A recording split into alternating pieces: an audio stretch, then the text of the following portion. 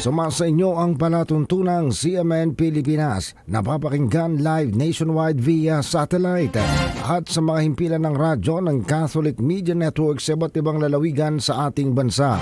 Araw po ngayon ng Miyerkules, ika-11 araw sa buwan ng Disyembre. Ako po ang inyong lingkod, si Ariel Ayala. Sa atin pong mga balita sa araw na ito ng Miyerkules,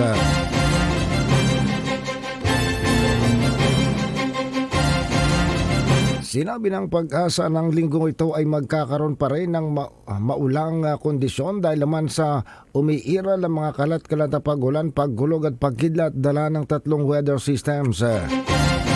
Bagaman walang low pressure areas o tropical cyclone na namuo sa loob ng Philippine Area of Responsibility simula pa noong nakarang araw ng Sabado. Pero umiiral ngayon ng shear line, Intertropical Convergence Zone or ITCZ, at ang hanging amihan. Ang mga ito ang nagdadala ng pagulan sa iba't ibang bahagi ng bansa. Ang shear line na nagdadala ng pag-uulap ng kalangitan at kalat-kalat na pagulan, paggulog at pagkidlat sa buong Bicol Region. Ganon din sa mga lalawigan ng Marinduque, Romblon, Oriental, Mindoro, Batangas, Laguna, Rizal, Quezon at Aurora. Namumuo ang tinatawag na shear line nang kapag nagsalubong at nagsanib ang malamig na hangin mula naman sa northern part ng bansa, dala ng tinatawag na hanging amihan o northeast monsoon. Sasalubungin ito ng mainit na hangin mula naman sa karagatan ng Pasipiko. Pag nagsanib ito, nagre-resulta ng pagulan.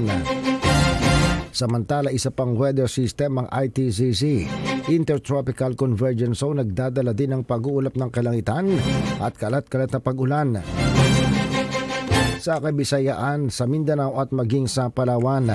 Ang ITCZ ay isang weather system kung saan ang hangin naman mula sa Southern Hemisphere, mula sa bahagi ng Equator, at ang hanging amihan o mula sa Northern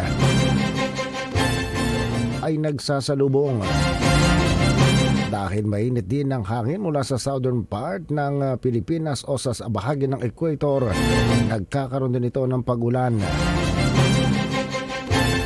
Samantala, ang pag-uulap naman ng kalangitan at ang mga mahinang mga pagulan inaasahan din sa Cagayan Valley at Cordillera Administrative Region dahil naman sa amihan. Dahil sa pag-iral ngayon sa Northern Luzon ng amihan, mas malamig na ang temperatura nila at nararamdaman na ang lamig ng panahon.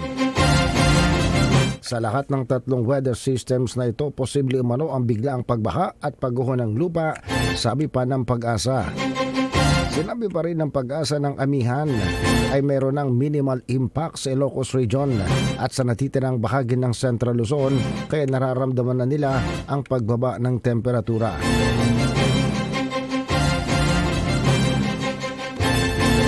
Samantala, sa iba pa natin